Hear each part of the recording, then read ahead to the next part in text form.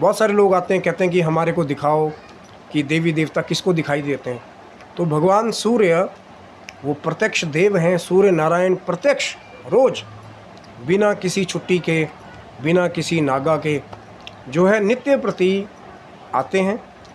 और बहुत सारी चीज़ें जो हैं, चाहे पेड़ पौधे, जड़ी बूटियाँ, जो भगवान सूर्य नारायण की किरणों पर निर्भर है कि यदि सूर्य नारायण की किरणें उन पेड़ पौधों को, जड़ी बूटियों को ना मिले, या सृष्टि का कार्य जो है आप कह सकते हैं कि भगवान सूर्य नारायण के आने से ही जुड़ा हुआ है।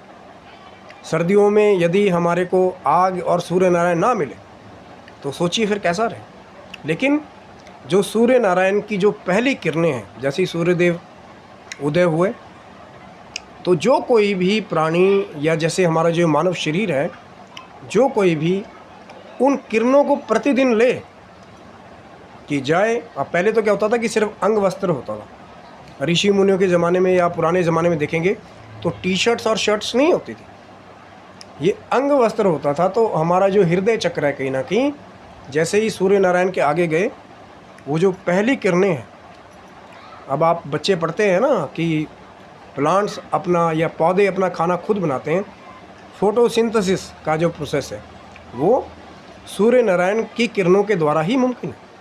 तो जो भी मानव देह कहीं ना कहीं जब सूर्य नारायण आए, उदय हों, उससे लेकर के 2 घंटे तक जो उन किरणों को रोज़ प्रतिदिन ले, तो हमारे शरीर में ऐसे ऐसे लाभ होते हैं। लेकिन कुछ समय लगेगा महाराज, जल्दी से तो कुछ भी नहीं मिलेगा।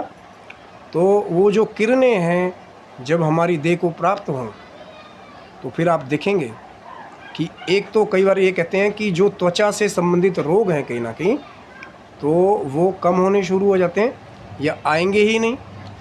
और कहीं ना कहीं वो किरणें जो जैसे हमारा हृदय चक्र है, जब डायरेक्ट वो किरणें हमारे हृदय चक्र को लगती हैं तो हमारे शरीर की कार्यकारिणी भी जो है वो तेज हो जाती है। इसके बारे में बहुत सारे संतों ने, बहुत सारे शास्त्रों में और बहुत सारे भक्तों ने पैर पैर पे कहा गया।